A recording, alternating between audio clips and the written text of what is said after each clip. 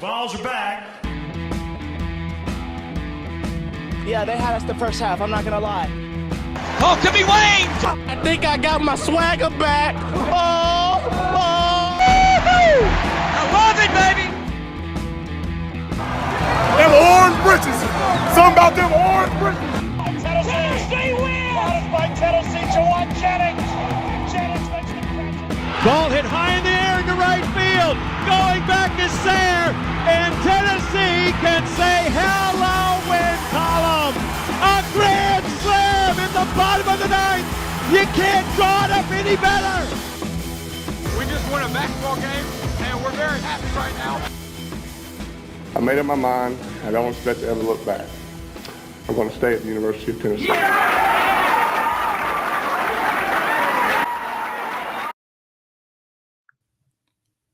Reddit did to do and welcome into More Important Issues. It is Thursday, August 25th. It is 7 days, 1 week. We will be probably still in the first quarter this time next week. But hey, I will savor every moment in Neyland Stadium. I know Landon will do the same. The hype videos. 21 points. God, I hope you're right. I don't know if I can take. I don't know what we were last year at that point, but I don't know if I can take what felt like a really slow start last year. So I hope Landon's right. I'm all for it. It is felt like a long time coming. The hype videos are out. And I'm not just like talking about the team. That's my favorite part about Vol football or Vol fans that fly under the radar is the hype videos that the fans come out with. Like that gets me just as fired up.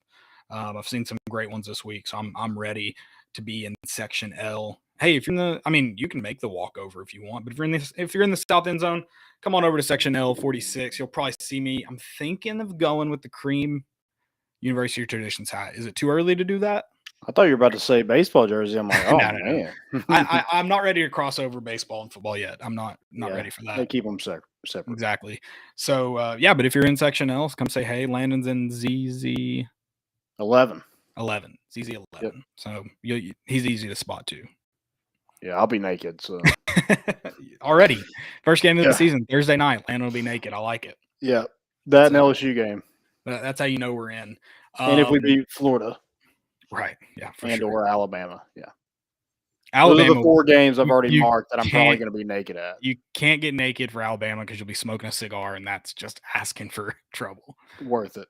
Okay, all right. Landon's. I mean, it's not going to be a good story if something bad happens, but what a story! Your first cigar ever is naked after a win over Alabama. Legendary. That is 100% hard to disagree with. I can't. I will not be naked for that. You don't want to see that. This is an exciting time, obviously, with football season coming up. But we've also got some news of our own. So before we get into the show, I guess part of the show, Landon did put it in there. But before we really get into the meat of the show, I want to say, and I'm sure Landon will say it as well, but on behalf of both of us as well, thank you all so much for listening to this episode, to the other 391. We want to keep this going. Thanks for coming to the tailgates. Shout out to everyone for our first really event ever last weekend at the Hacker Cup. You guys inspired us, I guess. This has been a long, we've been working on this for a couple months, but we are officially open for business. We've signed our names on the dotted line almost, and we're officially a business. More Important Issues. We're doing that to try to bring you all better content and better events and things like that. We loved hanging out with you guys at the Hacker Cup. We love every tailgate. We love the meetups. We have, just gone on Twitter and done a few meetups before. We love doing that stuff. We're fans, and we want to hang out with fans. We want to be fans. And so we appreciate y'all for listening, for hanging out with us, for tweeting at us, for retweeting us, for following us. We appreciate y'all. And we couldn't have done this, obviously, without you all and your support, you listeners. So we love it. Thanks for letting me get on my mic twice a week, sometimes more, and usually spouting nonsense, but I like it. So thank you all so much. And I can't wait for this football season. The tailgates are going to be fun. Maybe some away game watch parties, getting those under our belt finally. Thank you all. Love it. Love it so much. Yeah, mic drop. Don't know what else to kind of put onto that, but yeah, I mean, just thank y'all as well. Really appreciate it. It's been so much fun it's going on 6 years that we started this with, Guitar Hero mics. If y'all kind of read that, it is true. I had people ask me today at work if that is actually true. Yes, it is. I think I still have one of them because I think we used it for Rock Band, and I have Rock Band in my basement. I should have busted it out. So I think I still have one. Yeah. But yeah, that it's been a long time, and we're happy to finally get to this point. We have 15,000 followers. We're able to do a lot more things, giveaways, and yeah, one of the things, like we want to make a little bit of money doing this, but also like we want to help businesses grow. Yeah. And so like we're not here to rip people off or anything like that. We're here to kind of help them reach an audience that we have, and hopefully we can grow together. So that's kind of our goal with all this, and obviously just continue to have a good time, because if you're not having a good time, why else are we doing it? Yeah, and on the kind of flip side of the business aspect and people we want to partner with, it's also about bringing you guys better stuff too.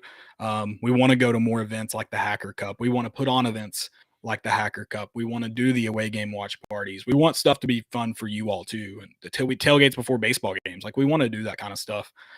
So the more partners we have, the better ability we have to do that and bring better content, bring better stuff that's fun for all Vol fans. I think we're pretty fun. I would say we're more fun tailgating. So that's what we really want to do.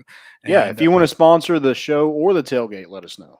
Yeah, tailgate. I'm pretty excited for the future of that. So I just can't wait to tailgate. I mean, sometimes those noon games, it's just me and Landon and a couple friends that swing by, and that's fine with me too. Like that's so much fun. Would love to have you all come by, have a drink, mimosa, beer, whatever your cup of tea is at 11 a.m. Like that's what we want to do. So, yeah, I'm excited for this football season. No noon games in the early going, so that's nice. Let's keep that train rolling. No noon games. Noon games kind of suck. I'll do them, but they kind of suck. Yeah, let's start making some T-shirts. No noon games. No noon games. I like it. Let's get right into it. I think I'm gonna be a negaval in this segment, so you might not like it, but cool. We're gonna talk about Hooker being a Heisman candidate. He's obviously kind of been floated out there, I guess, similar to how Josh Dobbs was in 2016. Of that dark horse Heisman. He's not really on any odds. I think there are odds for him somewhere. Is it DraftKings that has odds? Someone does. No free ads. But the odds aren't really out there, but there's some chatter around his name. I don't know how you feel about it. I just don't. It would take a miracle, in my opinion. I just think there's a lot of good players in this Heisman class. I think it would take a ton for Hendon Hooker's name to be a finalist, for his name to be around there come week 13. I'm going to be honest. I don't see it possible. I'm kind of with you, but also like, I guess, what are we classifying a candidate as? Yeah. The semifinalist, is that 10 people? No, I think technically the semifinalists I guess it's the finalists are the 4 or 5. I think isn't it a cutoff of votes finalists to go? It's not a number. Okay. So yeah, that's right. So semifinalists, I'm not sure where it's at. It may be a so 8 to 10 range. Would you throw Hendon Hooker? Do you think he has a shot at being in that range? Yes, I would say he does have a shot.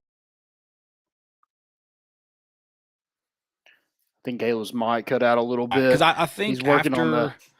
You back? I'm back. Okay.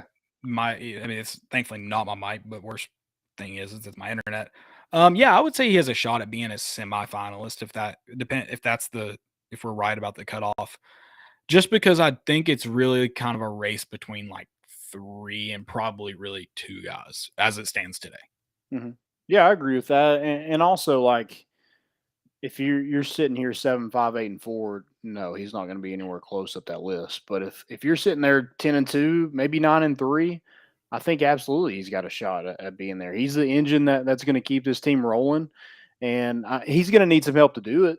Like he's going to have to get some really good play out of that left tackle position, whoever it is, and he's going to have some receivers emerge for him to get to that point. But I mean, Bryce Young threw for 1,700 more yards than Hendon Hooker did last year. He also played more games. I understand that, but he also had 47 touchdowns. Like, it's going to take one of those seasons for Hendon Hooker to be in that conversation, because Bryce Young was in that conversation from the get-go just because he was, on one of the best teams in the country. If you're sitting here 9-3, are you really considered a top team in the country? If you don't win your division, I don't really think that there's a chance in you being in New York and then, probably not even in the Heisman talk at all. Yeah, and one thing I do find kind of interesting about some of the other names is did you look at just like the 2022 odds? Is that kind of how you looked at the landscape of it? Did you go the same route I did? I mean, I'm just kind of looking at like the best players in college football. Right. I mean, that too. And mostly quarterbacks, because that's majority is right. That's if it's a wide receiver, you're gonna have to have a really good quarterback to get there too. Yeah, it's usually. I mean, it's either going to be the best quarterback on one of like the top 5 teams in the country, probably, or it's going to be the best running back on the best team, or if it somehow is a wide receiver, again, the best wide receiver on the best team. Like that's what there's not going to be a running back. There's not going to be a Christian McCaffrey up. I just don't see it. The way the quarterback position has changed, it's gotten even more quarterback friendly just with the stats and how the game's played now. I just think it would take a lot to be another running back. Yeah, I think if it was a running back, it'd be Bijan Robinson at Texas. He's a name that sticks out. And I don't know if he's kind of canceled out by the talent around him and, having Bryce Young as his quarterback, but Jahmyr Gibbs probably could fit that Christian McCaffrey mold where he's going to catch a lot of passes. Right. And then, he's going to have a bunch of 5-stars to run behind. So I'm sure he's going to have a ton of yards. Yeah, I would. And I think Bijan Robinson would have a chance if Texas is as good as advertised. I don't think if Texas is, even if he has a great year, I just don't see him getting in there if Texas doesn't. And it goes into Tennessee with Hendon Hooker, same deal. If Tennessee doesn't have a great year, I don't think his stats, no matter how impressive they are, if the team doesn't hold up their end of the bargain, I don't see Hendon Hooker's name being in it. Yeah, and I was kind of looking at the quarterbacks, and it's like you have Bryce Young, CJ Stroud. I think Bryce Young is going to be held back a little bit because they don't want him to win it again. I just think that's just how it is. But after those 2 top quarterbacks, I think it could be Hendon Hooker. I really do. There's not a name that I'm just like, maybe Caleb Williams. I was going to say, when I said 3, Caleb Williams was my 3rd. And that's kind of why I went back to probably just 2, but Caleb Williams is my 3rd. And I think there's some interesting names that could be there. I don't think Dylan Gabriel will be one. I don't think Caden Slovis will be one. Could Quinn Ewers be one again? He wasn't even supposed to win at Texas. I think it kind of goes into like the Spencer Rattler thing. I don't think he'll be a Heisman candidate. Could he have the talent? But again, it goes into South Carolina. I just don't know if. Yeah, I don't disagree with what you're saying. I think there are some quarterbacks that could be interesting.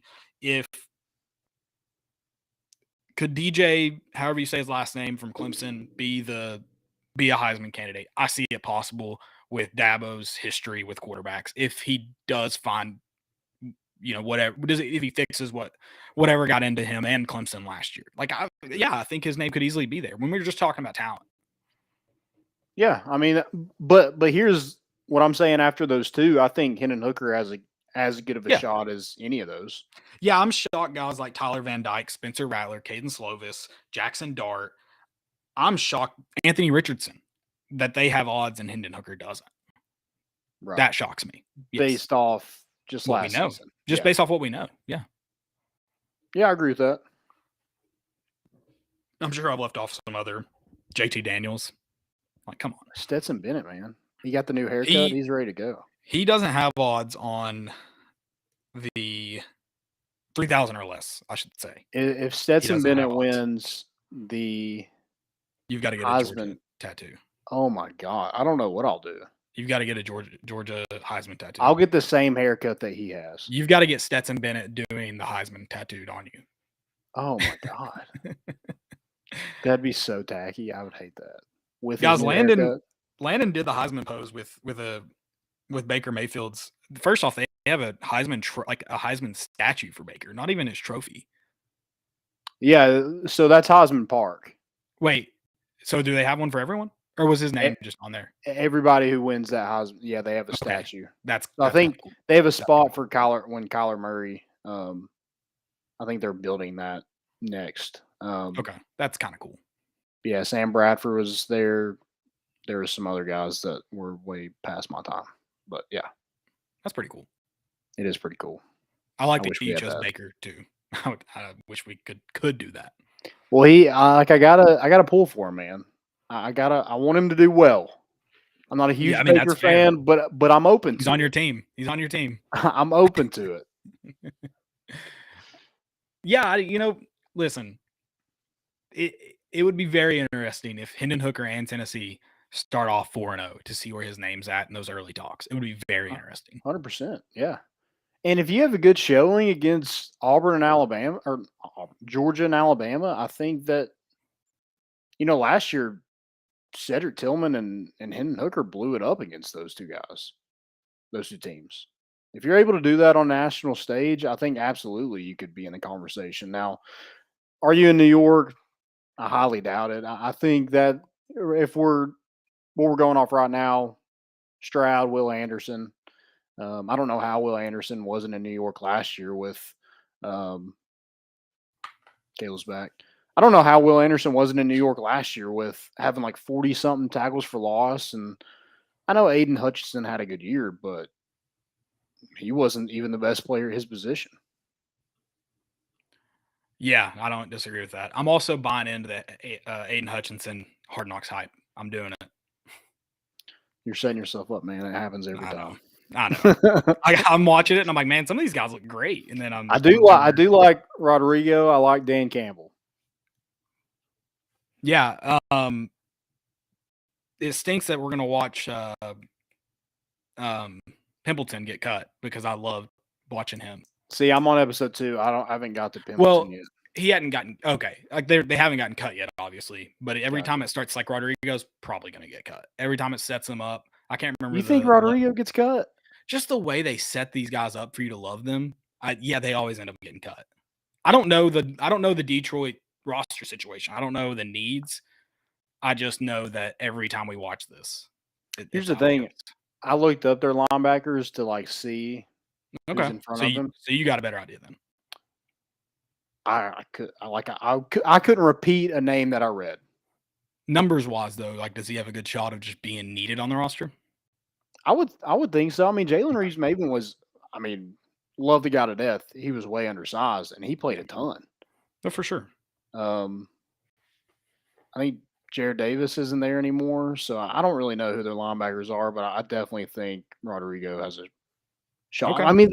Maybe I'm giving into the linebacker coach hype is making me believe in Rodrigo. He looks small. I don't know what he just looks small on the field. I don't know what his roster says. Yeah. When they're in the film room and he was like, we haven't had a linebacker make that play since we've been here. I was like, dude, if you cut that guy after you say that, shame on you. The Lions don't deserve to. Oh, that's such a coach thing to do, though. Shout out Coach Jersey. That's such a coach thing to do. I do love Dan Campbell. I'm just not sure how good of a football coach he is yet. I'm interested to see what happens in Detroit. Yeah, I'm rooting for him. I'm a big football. I loved his what was it? God, he was wearing, it was a Lions shirt and then it said anti-fragile. Dang. Yeah. Yeah, he's a dude. He would have a great time at a tailgate. Oh, for sure. That dude, yeah. Oh, yeah. But he would be a guy that I would be scared to see what he's like drunk. He strikes me as a guy that you could never get drunk. Okay. Yeah. I like that. At least off beer. Like that dude's just. But the second you do, he's the guy that jumps in the pool and just tries to pull everybody down with him. I'm not gonna put him on that level. I'm not gonna put him on that level. But back to Tennessee a little bit. Did you hear Hendon Hooker's? And I tweeted about this today. Did you hear when he met with the media about? His I comments saw to Josh Heupel. Yeah, I saw the tweet you sent out. Yeah. Yeah. So he mentions Josh Heupel is the best coach in the country. And yeah, that's probably player speak. I understand that. But I am curious of how many quarterbacks with the previous 4 coaches thought the same thing about their coach. I think Josh. Okay, so we'll just go back. I think Jonathan Crompton would say a lot about Lane Kiffin. I think he should. I think Lane Kiffin helped. 100%. So I think Crompton would, which is the only quarterback you really saw start under Lane Kiffin. I would know Tyler Bray wouldn't say it. So I'd be interested to hear what the other 6 that started for him. I think Matt Sims is the only other one. So that was a joke. But I know Tyler Bray would not say that about Derek Dooley. Probably say the opposite. Yeah. I would be very interested to hear what someone like Justin Worley would say about Butch Jones. And then Josh Dobbs, too. A guy that was recruited by Butch and then played for him his entire time. I'd be very interested. Because I think he would have nothing but good things to say, especially publicly. Yeah, here's the thing. Like, you can say they're a good coach, and, like, I wouldn't. Right. But, like, are you willing to sit up there and know people are going to judge what you're about to say, and you say he's the best coach in America? Yeah, I'd be interested to hear. I'd be very interested to hear that. Would very, very interested to hear what Garantano said about him. That would be what I would like to hear. What JG said about Butch or Both. Pruitt? Yeah, I kind of forgot about Pruitt. That one got out of my mind, thankfully. Yeah, I would be very interested. I think everybody would be very political about it, just because, at least for JG and Butch, he did recruit him there. I mean, it seems like, and I respect it. The guy gave you what you felt like was a chance, and you respect him for it. So yeah, I get that, but you never know. I mean, you never know. I would just. What's a guy that like transferred, like a Brian Maurer or Harrison Bailey? What do you think they say? Oh Lord, because that's probably more truth, right? I think you find it somewhere in the middle. Okay. I think you always find it somewhere in the middle. Okay. Like, I would be interested to hear what, I mean, even someone like what Harrison Bailey would say about Josh Heupel.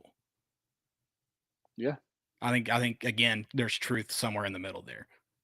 Well, here's the thing that I've kind of gathered from Josh Heupel is he appeals to everybody, and he has a relationship with everybody. I think that goes a long way, because I don't think anybody would say that about Pruitt. What I've heard, the way he treated walk-ons by putting them in a different locker room. I mean, that's the way, and this can't be substantiated, so I'm not going to repeat it exactly, but I heard some things that Pruitt said about a player on the team at the time, starter, not a walk-on, that I wouldn't imagine there were great relationships there. So, yeah, I don't know. It's always, like you said, it's one of those things that, everybody's kind of view is going to be different too. So yeah, definitely be interested to get a lot of people that have been gone, and maybe to like grade them, just A through F. Like, give us your couple different categories, exit interview style. Yeah, I would love to have some former Strongly players agree. on. It's so weird. We just don't like have that relationship. I don't know. It's just kind of a different. And football's always a little bit harder too. Yeah, it is. There's so many people want to talk to. So many, and people are in and out. But baseball, you just kind of get that, like, and even basketball too. You just kind of get to know these kids, Right. even though you don't really know them. Right. Love us some ball baseball too. Love anytime they come on. Yeah. Shout out Xander. Greatest, more important issues appearance of all time. Yeah. Space wise, right? I think overall, but yeah, for sure, space wise, yeah. Speaking of vol baseball, happy birthday, Chad Zerker. Happy birthday, Chad Zerker. Guy who makes the wheels turn. What a guy. The best, the GOAT, greatest of all time. Yep. So, all right, Hendon Hooker, Heisman. I feel like we need to put a bow on this. Let's go. Where do you think you see him finishing numbers wise? Like, where, if you had to put a number on it at the end of the season, this kind of obviously tells where you think Tennessee finishes. Inside the top 10, outside the top 10, do you have a number 8, number 12 on it? Like, where do you have him finishing? Like at Heisman or just okay, Heisman. I think Heisman. top 10. Top 10, all right. I'm gonna go top 10. that's over 4,000 yards. I'd say close to 50 total touchdowns. If probably over 50 total touchdowns with rushing wise. I think he had 600 yards rushing. So I don't know how much you want to put on him when you got kind of Jabari Small, but if maybe around the same 700 yards, couple touchdowns. But yeah, I think right around 4,500 yards, 50 total touchdowns. And Tennessee has a 9-3 record. I think Hendon Hooker should be right there at in the top 10, in my opinion. Yeah, I kind of agree with that. If he's not in the top 10, I think he's just outside of it. He's got to take care of the football too. He did a great job of that last year. If he's able to keep those interceptions down, I think 3 is a tough number to really beat. But if you're saying around 5 to 7, I think that's so. That's I kind of mentioned this when we talked about quarterbacks. Okay. The more I thought about it, I kind of said it. The more I thought about it, I don't think he lacked taking chances. I don't think that's why he was able to protect the ball so well. Do you think he maybe could take more chances? Do you think, because that's usually when turnovers occur for quarterbacks, they're forcing the ball, they're trying to make happen. Do you think you could find a balance where he's still not turning the ball over a lot, but he's taking more chances? Or do you think he took the right amount of chances and he just did a really good job protecting the ball? I know you probably have to go back and look at some film, but off the top of your head. I mean, I think he put it on the money, and I'm also going to give the receivers credit because they were blowing by some DBs. Javonte Payton, what do you have, like 15 catches and 5 touchdowns, something like that? Yeah, or 18 catches maybe and like 7 touchdowns. Like, it was ridiculous. Right. And Cedric Tillman was kind of that same way. They just kind of hit on the deep ball. That was one kind of hit that we, heard going into the season was Hendon Hooker's just checking it down. He's not taking a lot of chances down the field and pushing the ball vertically like Heupel wants to. Well, if he didn't do a good job of that, I mean, I'd like to see what it looks like. Right. Okay. And then I know we're about to get into roster news. If you have anything else for quarterbacks, we can obviously jump back there. I want to get your take on the linebacker situation. I believe it was someone defensively. I think it was Banks mentioned that he feels great about the linebacker position. He doesn't see as much drop off this year. Is that just kind of camp hype? He's liking what he's seen out of camp, or do you think there might be some truth to that? I think there's got to be truth to it. Just because, you don't lose anybody. It's your second year in this defense. It should only get better. And you have more depth behind you. I know we're about to talk about a roster where you kind of lose a little bit of that depth, but I think you have some pieces behind you. I think Juwan Mitchell is, they mentioned he had a good camp. I'd like to see what he looks like in the game. Is he that same tackling machine that he was at Texas? That'd be huge, man. That would just to give somebody in there who can essentially pad stats. I mean, go and make tackles at the linebacker position is huge. Last year was just Jeremy Banks that was able to really go make tackles, end to end. Yeah, don't get caught up in blocks. Don't get washed. I think I'm not saying Aaron Beasley did a bad job last year. I don't think Tennessee was in the position to really they didn't have enough talent, enough bodies for him. If he did something bad to really replace him. Right. So I think that you kind of have that luxury this year. You have a Juwan Mitchell. Same with Juwan Mitchell. If he's not getting it done, Aaron Beasley can play it. They have Salome Page still. I've heard good things about Elijah Herring. And health is still a big thing too, because there's not a ton of depth. You mentioned losing some numbers. So Juwan Mitchell staying healthy is going to be huge if he can for a full season. Yeah, I agree. Which that LSU, Alabama, I know you think you get UT Martin gap, and then Georgia. Am I forgetting someone? I feel like I am. That's going to be a really tough stretch of games, especially in terms of staying healthy. Mm-hmm. And Kentucky, then Georgia. That's going to be a tough stretch of games, making sure everyone's healthy, and because you just don't have a ton. I think you do have some talent top end, but even there's just not a ton of depth on this football team still. Right, and that's kind of gonna let's get into this too. So William Mohon gets arrested, linebacker at Tennessee, and suspended indefinitely. Not a great situation, and definitely not. I don't think it's a huge loss football wise. I mean, he was probably going to contribute on special teams, but he is somebody that could add some depth that I don't think Tennessee wants to lose anybody with the issues that they have with the depth. For sure. This is not a, like you said, not a good situation all around. For the sake of everyone involved, I mean, obviously you don't want anything like that to have actually happened, but doesn't sound good. And I mean, we know Josh Heupel won't hesitate to do whatever he thinks is best for the sake of the locker room. So if you're not doing, that was a really quick suspension. Yeah, that one was easy. I mean, yeah, you read the police report; it was easy. And it's kind of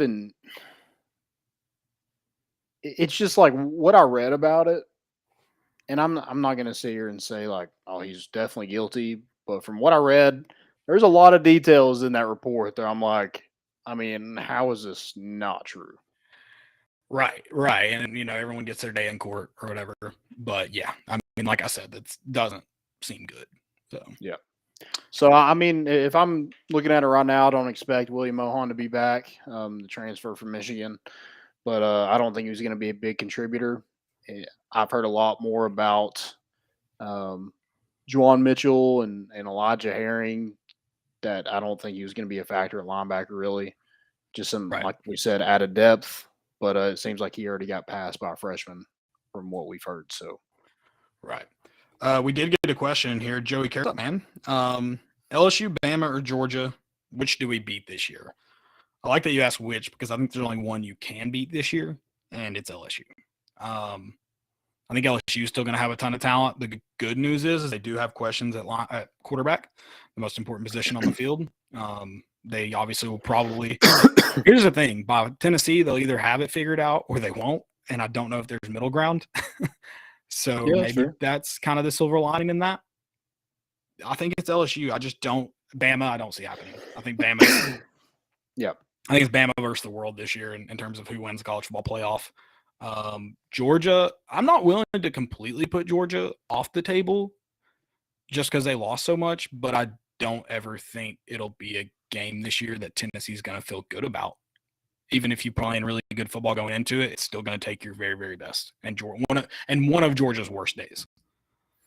Yeah, and going back to the Heisman talk a little bit, how do you not kind of consider Brock Bowers?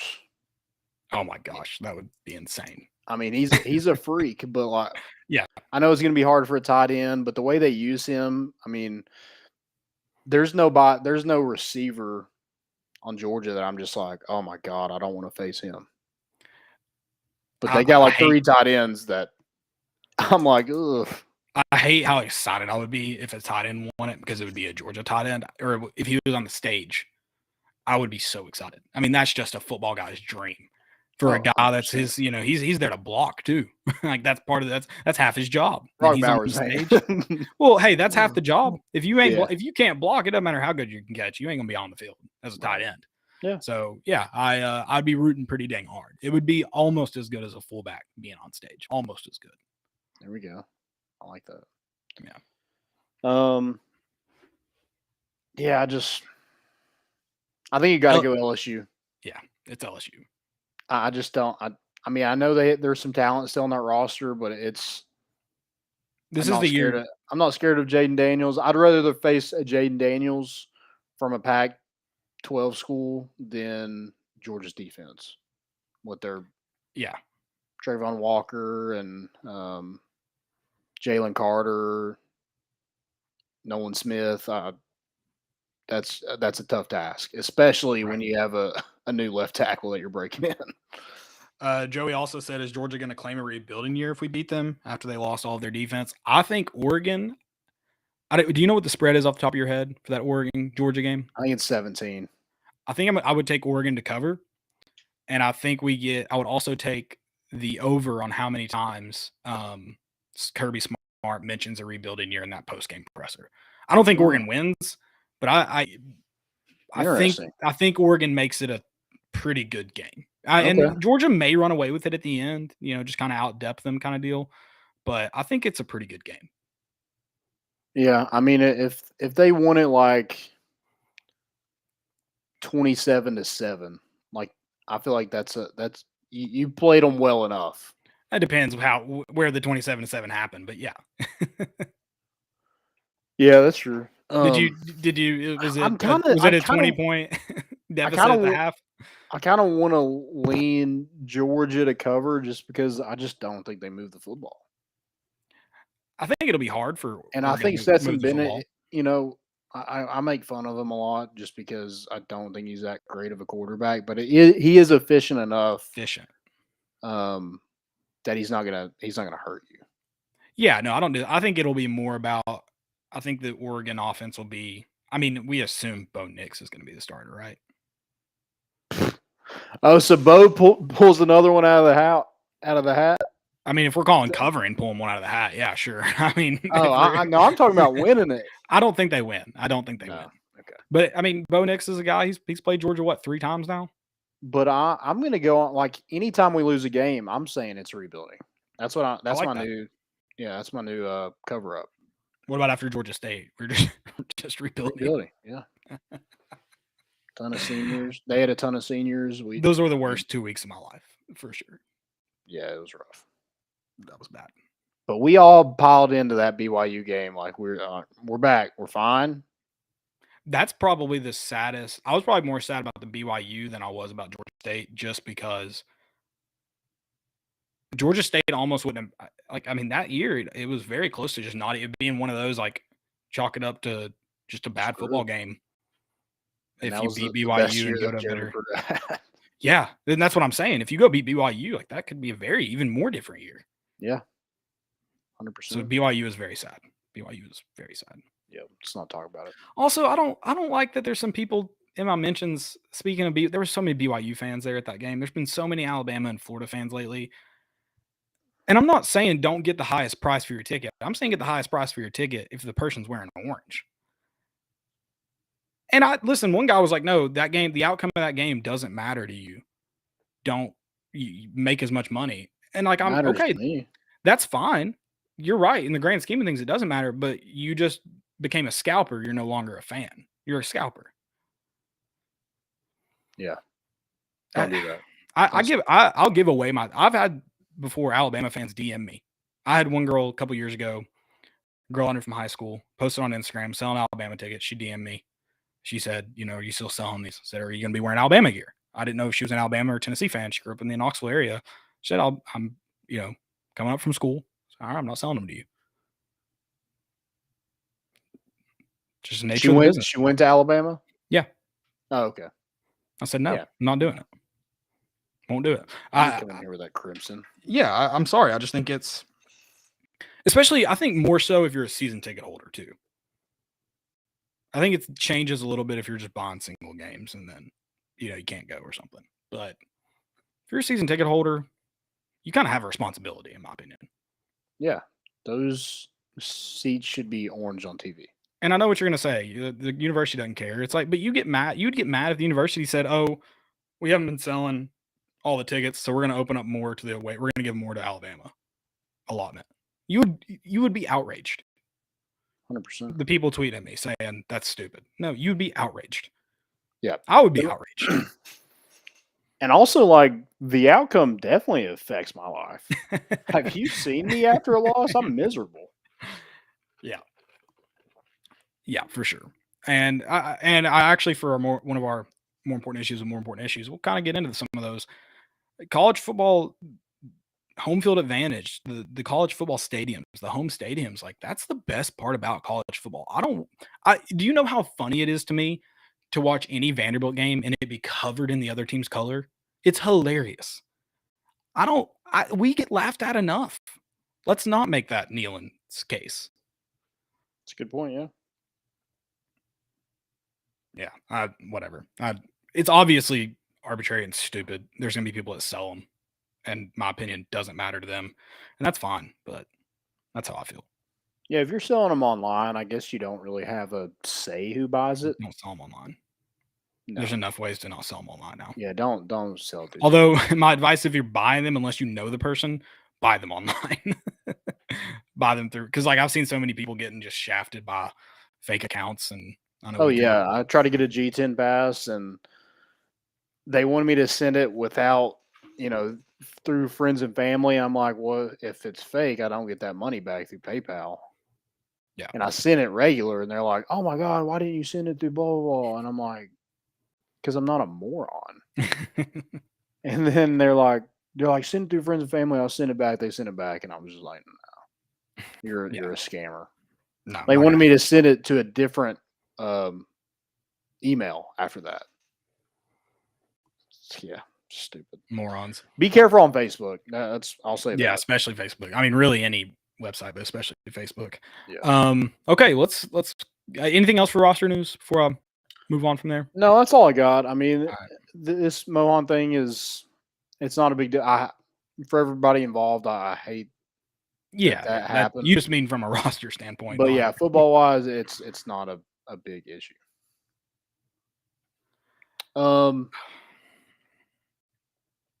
So is this real? Like, I mean, I've seen it. Which you're always, hey, listen, until you're on campus, commitments don't mean nothing. Yeah, here's the thing. Tennessee's going to continue to recruit Carnell Tate. Why wouldn't you? It seems like he's listening. I mean, I don't think Chad Simmons would come and make a video out if there wasn't kind of talks. And that could be all that it is. Right. And I think, and it, like I said, it's just Tennessee still recruiting hard. The thing of it is too, and we said this when Carnell Tate committed to Ohio State. Wow, that was awesome. Not him committing, the rhyme. A lot of this Tennessee class, even the guys that are committed, are going to rely on, does Tennessee win football games this year? Oh, 100%. You could lose some commits. You could, if you don't win, you could gain some if you do win. So, yeah, of course there's going to be guys that are still willing to listen to Tennessee because the vision is obviously selling. But this year, your vision really becomes reality. Like, can you make that vision a reality, or is there a totally different reality than what you're saying? Yeah. And that's what recruits are kind of waiting. You have the guys that may believe in the vision beyond this year and stick along. But a lot of them, if it doesn't match reality, they're going to find somewhere that it does. Yeah, and the fact that Tennessee's still, I don't know if I would say in it, but Carnell Tate is still listening to Tennessee and hearing them out is kind of what we heard from Hendon Hooker. Like Josh Heupel and this staff, they just seem to just mesh with people. They just have good relationships. I would argue especially if you're in like their top three, was it top four with Tate? Whatever it was, like those last few schools, you're in it until they get on campus. And even then, you may still be in it. 100%. But I mean, if you're you go to Ohio State, he's from Chicago. He's from up north. Brian Hartline, former NFL player, his wide receivers coach. They've put a ton of wide receivers in the NFL lately. They're a college football playoff contender. I mean, Ohio State's a safe pick. It makes sense. Yeah. But he's still hearing out Tennessee. I think that says a lot about Kelsey Pope and the job he's done recruiting him. I think it says a lot. Like he knows Nico's a really good quarterback. Nico posted that picture. They Tennessee made that graphic. He was committed somewhere else, but they made the graphic saying good luck with your first game. His mom tweeted it. He put a picture on his Instagram story with it. So there is some flirting with Tennessee. Now, is it kind of the same thing? And, he goes, with the safe pick after all, like he did when he committed to Ohio State? Maybe, but Tennessee is still going to continue to recruit him. And, it's not over until he signs the dotted line. For sure. For sure. And you go 9-3 with your quarterback in the Heisman race, and you had good games against Georgia and Alabama, but obviously just didn't have the depth, didn't have the talent to win some of those games. Hey, maybe that selling that pitch is a little different. For sure. For sure. I'm interested. Yeah. Pique my interest. And also, maybe like he's at IMG now. Maybe he just doesn't want to He's like, man, I really hate playing in the cold now. I'm down here in Bradenton, Florida. I like to play a little bit warmer. I know Tennessee gets a little cold, but not as bad as Ohio State. Yeah, no. So yeah, And you do have to make those trips to Columbia, Missouri, potentially twice in your career. That's brutal. Yeah, maybe we get them early in the year. Oh yeah, that's right. Changed. It still looked not warm last year. It didn't look as cold as those November night games, but it just looks. The sky looks miserable. Mm-hmm. Yeah, just doesn't look fun. It doesn't look like football weather. It looks like Saturday morning Pee Wee football weather, which isn't always but you get bad. to play in Neyland 7 or 8 games a year, and that's fun.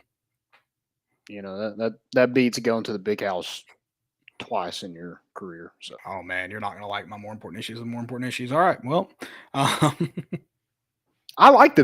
think the big house is cool, but I would rather play in Neyland 8 to 7 times a year than playing the big house twice. Yeah, for sure. Hard agree. All right, well, let's speaking of segments, let's get into those. Let's do some stupidities. I think I have a few lined up. Maybe if I can find. There's been a lot of stupid this week, so let me make sure I can find them before I just. Oh, I do have a question. We have another question. Okay. Sorry. No, at James _98 said, did you all see some Tennessee commits play this past weekend or see any of their stat lines? I saw a couple kind of pass through. I don't know if you saw any, Caleb, but Nathan Laycock had a really good game. I think he was one of the players of the week. 5 catches, 204 yards, 2 touchdowns. Made things look easy. I don't know if you watch his highlights. I mean, kid's pretty good. I don't know anything about the competition he was playing, but damn. Tyree Weathersby had a forced fumble, a couple tackles, and I think a couple tackles for loss. He had a really good showing, and then Jalen Smith Grayson played Marietta, and he was the player of the game with a sack and 10 total tackles. I think 9 of those were solo tackles. So had a really good showing against a really good program in Marietta. So that was kind of all the ones I saw. I mean, I'm sure there was some other ones, but just kind of graced my timeline. I saw a couple of those guys. Like it. Okay. I didn't mention, we haven't mentioned it. The all coaches preseason SEC came out. I'll just rattle those off real quick. First team was wide receiver Cedric Tillman, and then defensive lineman Byron Young. Second team was Hendon Hooker and Darnell Wright. And then third team was Jabari Small, Jeremy Banks, Trevion Flowers, and Paxton Brooks. So a lot of names getting thrown around on those preseason all SEC teams. No really surprises there, but still exciting. Does that not seeing all those names? One that just kind of popped out to me that's been a starter for Tennessee for a while and didn't see his name on any of those is Jalen McCullough. And I know he struggled last year, and I wouldn't expect his name to be on there either. But is that not kind of some extra motivation for the kid to? I hope so. Show out. I hope so too. We need it in the secondary, so I hope so. Yeah, hope so. That makes me way more excited for some of those names this year. That hey, some coaches are believing in them too. So. Yeah, opposing coaches. Love it. They're worrying about us a little bit. I hope they do. Making them stay up a little bit later at night. I like it. Are you ready? Did you say we had another question, or was that it? That was it. Yeah, just that one question. Cool. Stupidity. I'll kick it off while you're pulling something up. Yeah. I've got Scott Frost. Nice. Nebraska making the trip to Ireland. They do look like they're having a great time. I saw some TikToks. He made the comment that about, I think it was offensive linemen specifically, are puking about 15 to 20 times during practice. Whoa. I don't think that's healthy, Scott. I may get a new nutritionist in there, or maybe watch what I don't know, 15 to 20 times. That seems excessive. Is it 15 to 20 different players? That's still not good. Is it like 8 players puking twice? This isn't good. I don't know why you're bragging about it. I think he followed up the other day with something. I didn't watch it. I'm not going to. That comment's just stupid. So I wanted to read that off. I don't know this stupidity. It's funny. It's stupid because Ole Miss didn't get it, but The Ole Miss cups that they released, the stadium cups, have Johnny Sins on it. Did you see that? Yeah, like why are you using random Google images? There's not a university hospital there. You can use the actual people. Also, I don't know why they used anybody else's face. They could have just used Johnny Sins for all those occupations. Yeah, they could have. I'm sure he's been dressed as one. Was it Chad acting like he didn't know who Johnny Sins was? What a liar. Yeah, he What an pays for that absolute kind of stuff. He liar. definitely knows who that is. If you don't look it up. Yeah, please don't. Stay innocent. Stay innocent. I've got another one, and this is kind of going back on my Oregon hype. But Dan Lanning said he won't release the to the public who starts and where. Said it doesn't help Oregon in any way letting that info out. We'll find the starters when they take the field versus Georgia. This is like Butch Jones did the same stuff. What do you gain by not telling who your starting quarterback is, or your starting wide receiver, or your right tackle? And I think it's really more about starting quarterback, but Georgia's preparing for who, and then by the first drive, they know who it is. Like, what are you really? I don't know. It's just this weird. They call it. This is famous in college. It's just the secrecy is hilarious to me. It's like tinfoil hat conspiracy stuff. Georgia probably knows who it is. So I don't know what he says. What does Oregon have to gain? I just don't know if you lose anything if Georgia finds out, or if anyone else finds out. Yeah, or why don't you just put it like everybody else does and just put like 85 oars in it? Yeah, that's what that was a Jeremy Pruitt special too, wasn't it? The oars. Yeah, and it's carried on. There was quite a few last year with Heupel too, but whatever. I mean, everybody kind of knows who's starting So dumb. and who's not anyway.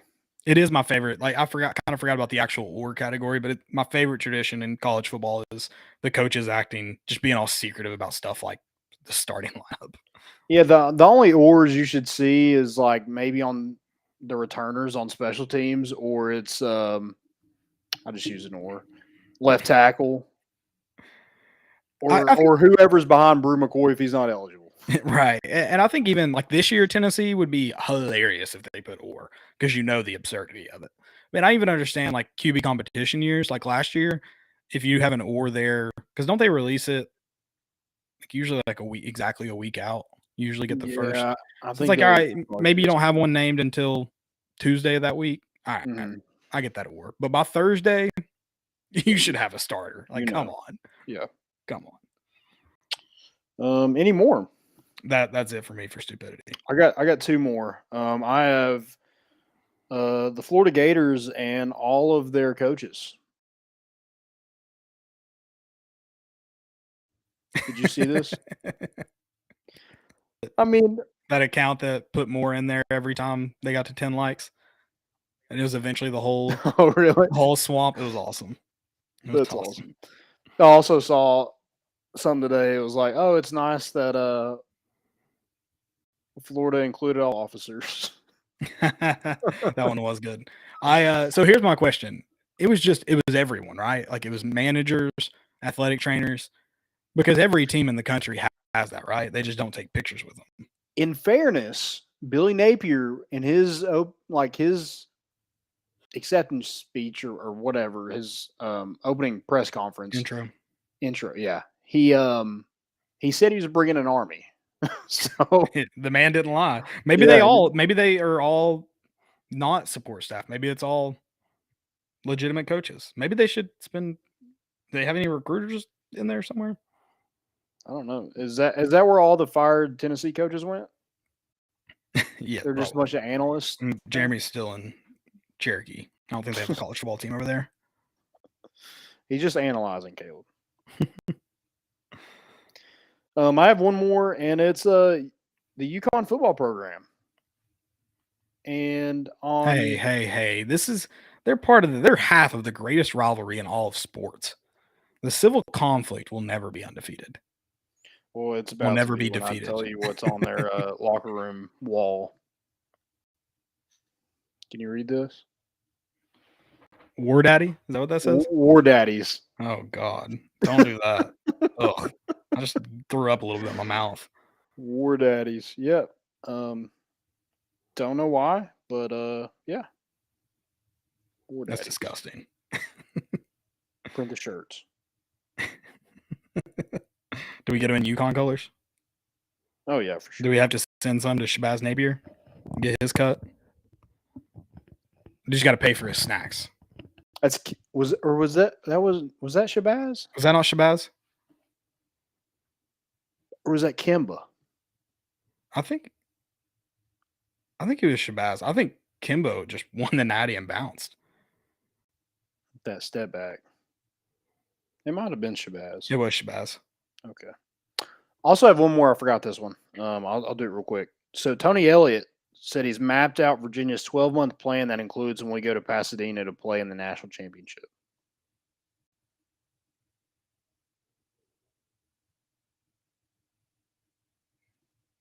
Why?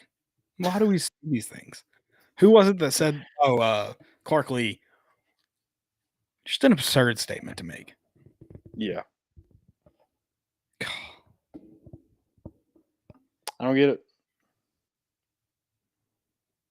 Also, it's not even in Pasadena. It's in Inglewood. It's at SoFi. Is it? I don't even know where it was at this year. Yeah. Oh, So- yikes. Yikes.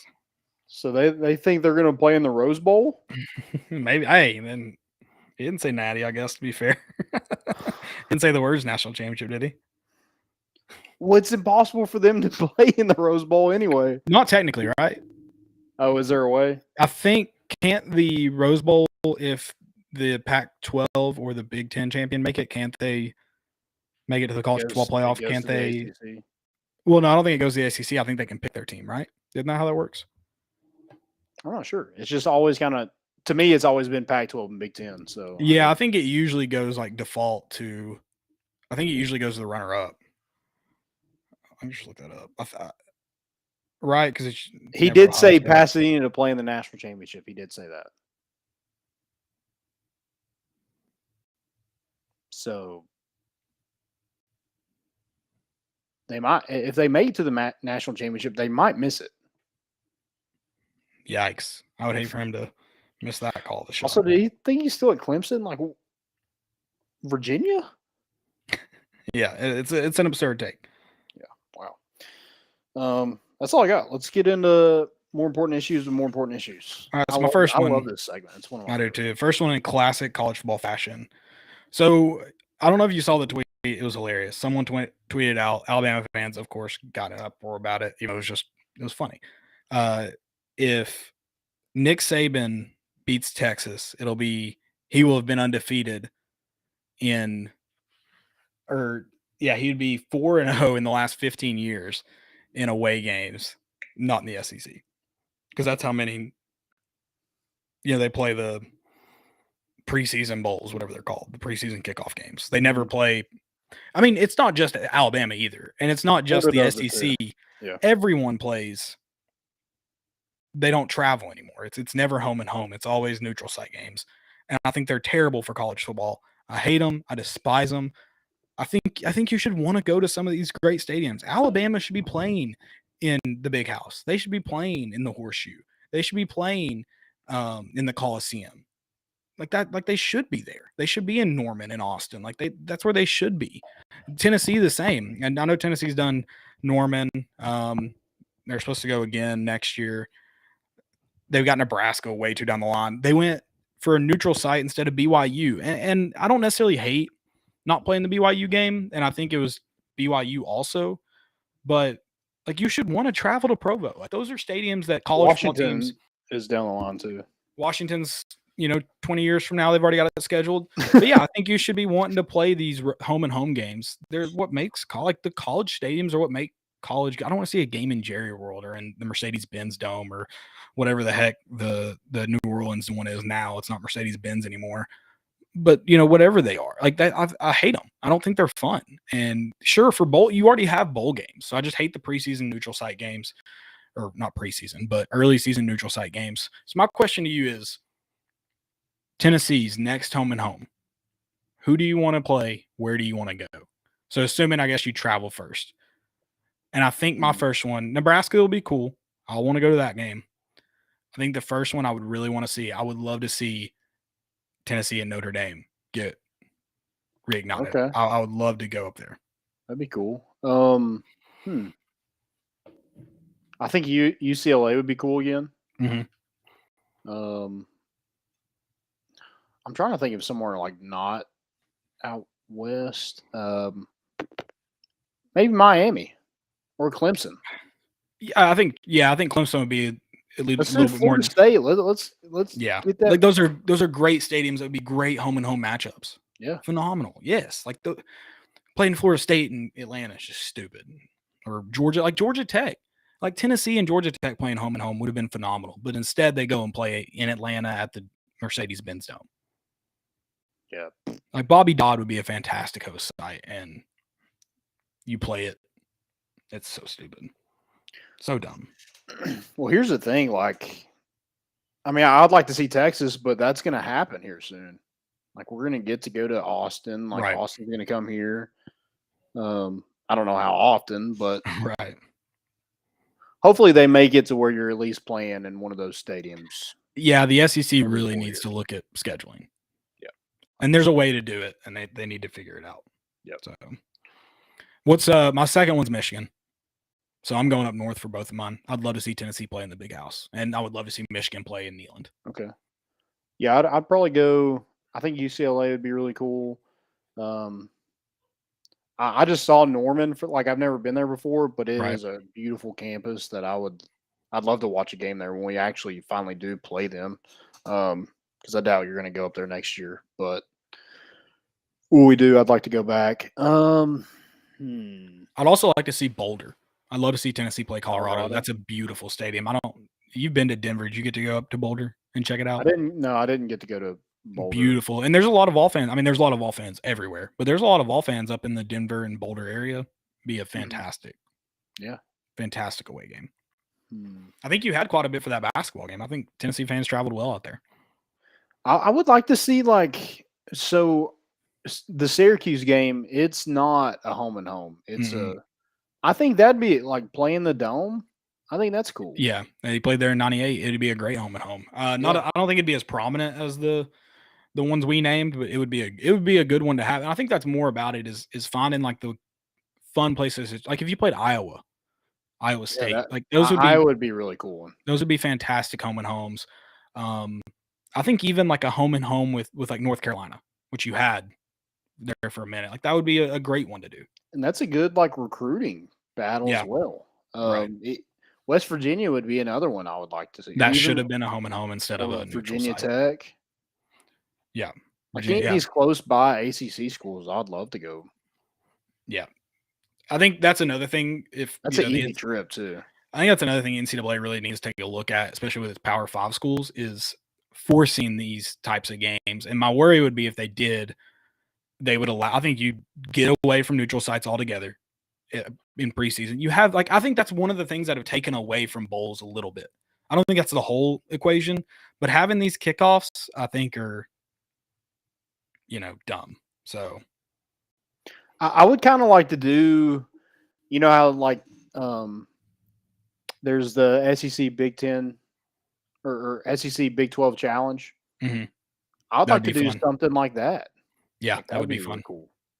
That would, I think that would be awesome. Like Nick Saban would never agree to that.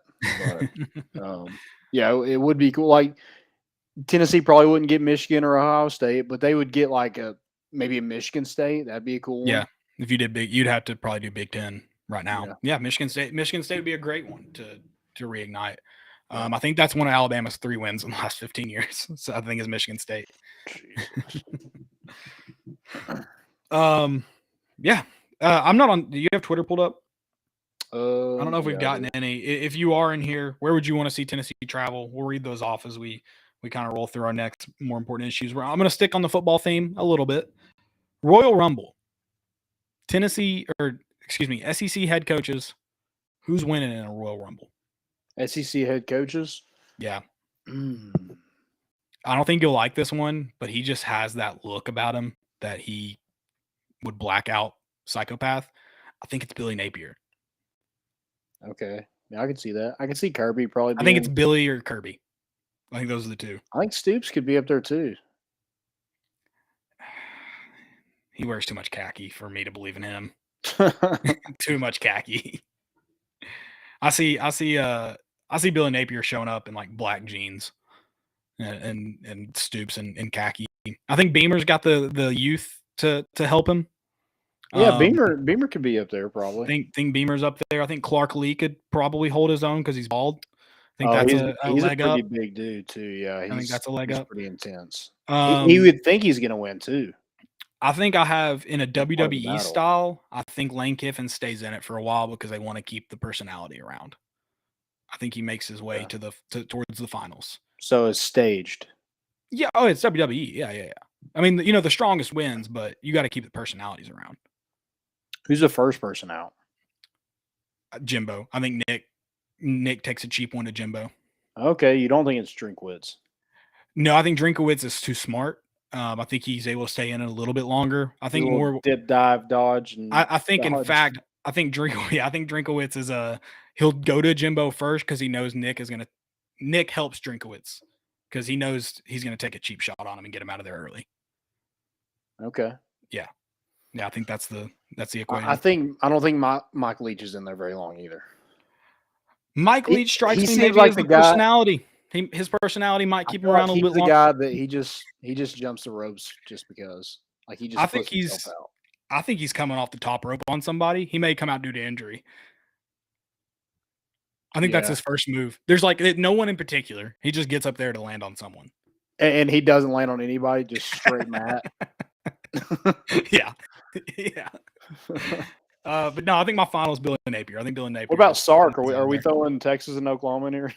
We can. I think Brett Venables wins though if we're throwing those two in there. Yeah, probably. I think his first SEC championships in the Royal Rumble. Is he gonna have a get back coach? That's kind of what I'm interested. He has to. I think he has 3, one for each side and one on the end. What if he had just a shorter guy that's staying in front of him? He'd kind of block. I think he'd just run him. I think he'd run him over. Yeah, I think Venables would just run him over. I don't think he'd last long. He'd be on IR real quick. Yeah, you got to have a thick, short king and front. Yeah. Where does Josh Heupel fall in Royal Rumble? I think he's middle of the pack. I think he can be out early. He's got that left-handed, so athletic, maybe he can. Maybe he can throw a couple jabs in there. People don't see it's coming because he's left-handed. All right, I like that. Who has the best entrance? Best entrance? I think it's Mike Leach. It probably is. He comes out like on a pirate ship. Yeah, I think it's Mike Leach. I saw a video today of, when Memphis and Mississippi State got in that freaking brawl, and he's just up there like high-fiving students and stuff. He's in his own world, man. Yeah, he is. He's always in his own world. I kind of respect it. Yeah, you kind of have to. All right. Let's see. Some of these are always a little repeating. I'm trying to. There's a lot of good pizza debates. We'll be here forever. So I love pizza so much. I do too. I could have eaten it tonight, but we went Chick-fil-A. Oh, this is a good one. I don't think we've talked about this. What defines like a sport for you? Like, is darts a sport? Is golf a sport? Is billiards just like what is bowling a sport? What's a sport? And then like e-games, are those sports? I almost think of I think they're more games. Like I think of darts as like a game. Yeah, I even think there's an argument for golf to be a game. Yeah, maybe. Because golf obviously takes physical ability, but it's not like basketball, football, soccer. Yeah, I feel like you have to be able to beat somebody in one-on-one. But then you could argue in the moment, you can't just hey, I'm gonna hit this ball far, and then the next guy goes and he hits it even further. You have to do it simultaneously. You could almost argue though in a golf match, because you are it's essentially one-on-one, but there's no defense. But again, you get into like the weird stuff like billiards. You could technically play defense and strategy. Like there's always like a nuance to it. I'm just saying there's always like a weird nuance to it. I don't disagree with part of your premise. I think it's interesting because there's a lot like you couldn't. Darts is really difficult to play. Like I think a lot of people try to make it weird. I think it's a very weird, like to be like football's the hardest sport in the world. Hitting a baseball, which I would agree, hitting a baseball is one of the more difficult things. But to act like that's what makes it a sport, I think is a weird thing because there's even baseball players who are just good baseball players who are just terrible at a sport like golf, where it's essentially the same motion. You're swinging at a ball, and in this case, the ball is still. Yeah. It's just it's a weird. It's so much nuance to it, but I kind of agree with you. Like golf, darts, billiards, bowling more seem like games to me.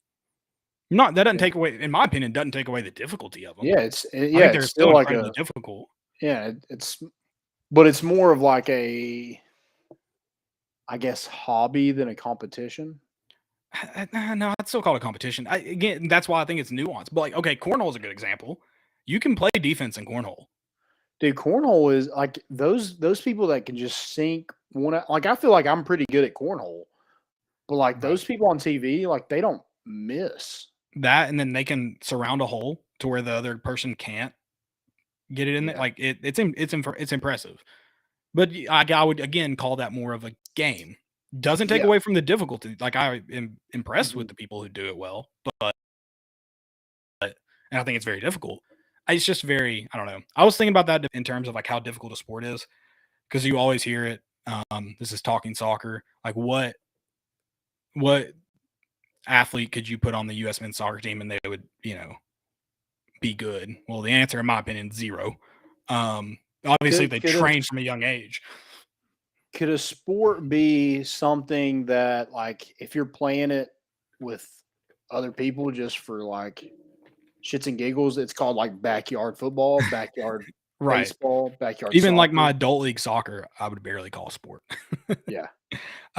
So this is the definition: an activity involving physical exertion and skill in which an individual or team competes against one another for others, against another or others for entertainment. So, like, again, all of those and that could almost be classified. Almost. Right. I don't know. I think it's a fun debate. I love it. We're calling them games. They're officially games. Games. Do we want a weird one? Do we want to be like, none of mine have been weird tonight? I know. I'm in a football mood. I'm always good with football, but if you want to make it weird, we can. It's getting later. We'll run through one or two here. When you go to a hotel, you're in hotels pretty often now. Do you keep the sheets tucked or do you untuck them immediately? Or do you just let them untuck during the night? So usually what I do is I only sleep on one side anyway. I don't know why. I've never been able to sleep in the middle. So I just untuck my part and like I push all of it down to the end and I just cover up with a sheet. That's all I use anyway. I never use a comforter. How? What is your hotel room on? What temperature? That sparks another debate. What temp do you go with? I go 68 or 69 usually. Sheet? Dude, I get so hot. Like I sweat. Oh my gosh. I turn it down even more then. Whew. I go all. Yeah, I go untuck. Yeah, it's a weird. Yeah, I don't like just. Now I will say one thing: hack with hotels. Instead of getting a queen bed or a king bed, I get like 2 queens, so I can put all my stuff on one bed, and I'll have to put it in those nasty chairs that they usually have. Yeah.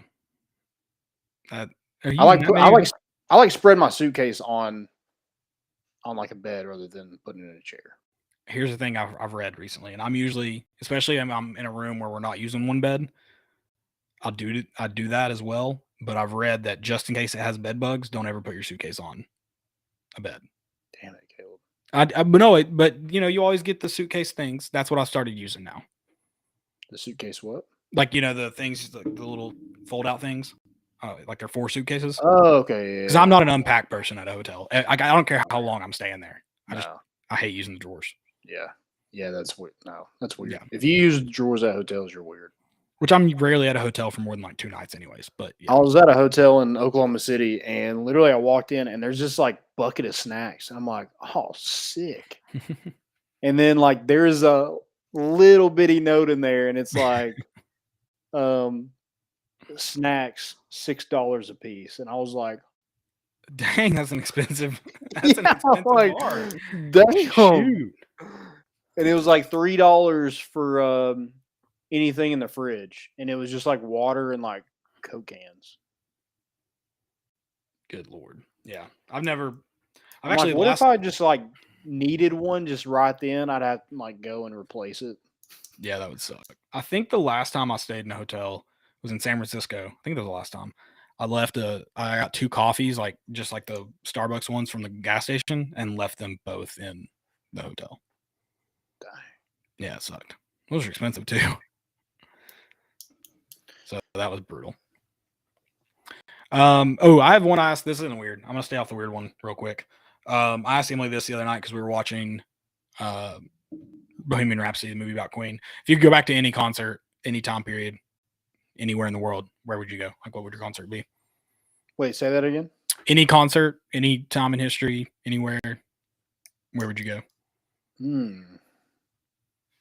I think Red Rocks, like a concert in Red Rocks, would be really cool. You wouldn't go back there in a concert you've seen that you're like, yeah, I'd want to go to. Emily's was Woodstock. Okay. So yeah. like an actual concert, not like I'm making like one that you've seen. So mine would be Live Aid, and Emily allowed me to do Live Aid, the one in London and the one in Philly, because Phil Collins played at both, and he took the Concorde, which was the supersonic plane. And I said, if I can go back in time, surely I can get on that Concorde flight with Phil Collins. So I'm going to both Live Aids. Like that's what I'm going to. I would probably go anywhere where Journey was at. That'd be a really cool concert. I'm sure they played at Red Rocks. Journey at Red Rocks. They might have been too big for Red Rocks. I don't know. Jesus at Red Rocks. I think Jesus at Red Rocks is the right answer. That was a trick question, and you passed. Jesus at Red Rocks is the right answer. No, yeah, that Live Aid would be good. Ooh, staying on the football theme, any football game you'd go to. Do you have one? 98. Right, it has to be. Yeah, national championship. I think that Florida game in 98 probably is up there too. Yeah, or the Arkansas game that year. I think those two, the Florida 98 or the Florida State 98, would definitely be one of them. I'm going to get the year wrong, so I'm trying to find it real quick before I say it. But what year was it? Also, if we're just like going for just like not cheering for a team, just going to a game, that NFL playoff game between the Bills and the Chiefs would have been awesome to be at. That would be I just don't have skin in that game, so Yeah. Just like appreciation of the game. Right. Mine would be, I believe it was 85. That doesn't sound right though. Bo Jackson in Neyland, Tennessee held him to 80 yards, I think, his Heisman year. Yeah. I think that was 85. My dad's talked about that game a lot. I would think I could remember what year it was. I just think the way my dad's talked about it, and then Tennessee beat, I believe they were number 1 at the time. Beat Auburn. Yeah. 1985. I think I would. That's like, as a Tennessee fan and as Lynn Mitchell's son, I think that would be the game I'd have to go to. Yeah, the Miracle at South Bend would be up there too. Yes, that would be a good one. I just think I'd get to sit in my seats too. Yeah. Have I ever shown you this? Speaking, because I got a bunch of those tickets. I need to get this framed. And I need to get in contact with Dylan Cole if you're still listening. I need you to do something for me. Let's see if I can find this ticket real quick. I need to find a better way.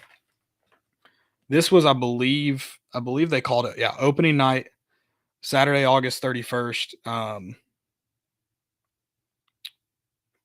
No, this isn't it. I have our ticket somewhere. This is 75 years in Neyland Stadium. So this is the wrong ticket. This is a cool ticket, though. 75 years in Neyland. And then I've got our first ticket ever from Neyland Stadium in our seats. 1972, somewhere. Oh, wow. Yeah. Can't remember the game now. But it was my dad's. I believe it's seat. Let's see. This is his ticket, too. Well, I believe it's seat 11. How did he always get seat 11? See, this what you're doing right now is the reason why we need paper tickets. This is why we need paper tickets. Like, this is my favorite thing in the world. You can ask Emily. She'll walk in and I'll just be going through some of my tickets. Just looking at them, remembering. Tennessee, South Carolina, 2015. Great game. Georgia, 2013. We lost. Great game. Mississippi State, 2018? 2019? I don't remember what year that was. When they played. 2019. 19. Arkansas, 2015. Again, we lost. Great game. I have my Legoland ticket. That was a great trip. Nice. Yeah, no, these are my favorite. I have an Ice Bears ticket. That's how much I love paper tickets. Any ticket, I'll keep it. Tennessee, BYU, of course. Let's see. Look at this. Like, this is why I've got my Virginia Tech one in there. Like, these are South Carolina, Alabama. I have my Battle of Bristol ticket. At Kentucky, I have my Battle at Bristol in here. Like, this is why we need paper tickets. Yep. Agreed. This kind of makes me mad going through. I have all my concert, not all my concert tickets because they've gone to freaking phones now too. But yeah, a lot of my concert tickets. Yeah, man, it sucks. I would love it. Oh, here's I have it folded up because it's so big. The Belk Bowl one. Yeah. Oh, God. What a game. We had fun at least. We did. Just I've never had a bad time. Never had a bad time. My Texas A&M ticket. This was not as cool of a ticket, but got my A&M ticket. So yeah, we need paper tickets. I didn't find my 72 one in here. I need to find it. That's kind of all I got. It's gonna drive me nuts. Do you have any more? No, that's all I've got. Caleb's gonna keep going. I want to find that 72. I got some Chattanooga versus Atlanta tickets in here. That was a cool game to go to. Nice. It was before. I can't remember what game that was, but other than it was Atlanta United, I can't remember why they played preseason. Maybe. So I don't remember going to that game. Mississippi State basketball, 2019. It's probably me and you. Yeah, probably. Whatever. It just feels so long ago because COVID's thrown in there. There are some ones that I'm like, well, when was this game? Yeah, for sure. All right. Well, guys, we're 1 week away. I'm excited. I can't wait. We're not tailgating Thursday. We're tailgating, but we're not throwing a tailgate. But Akron will have a huge one. Hopefully G10. Yep. Pittsburgh will be in. I'll be at a wedding. Okay, Pittsburgh. Yeah. But I don't know what we'll do. We'll figure it out. You'll probably be lucky, man, getting to watch it on that nice porch of yours. I hope so.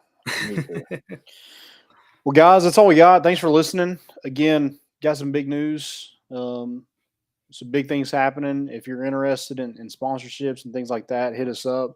We'd love to talk to you and love to help you grow your business a little bit. That's all we got. We're bringing the vote in, and we out.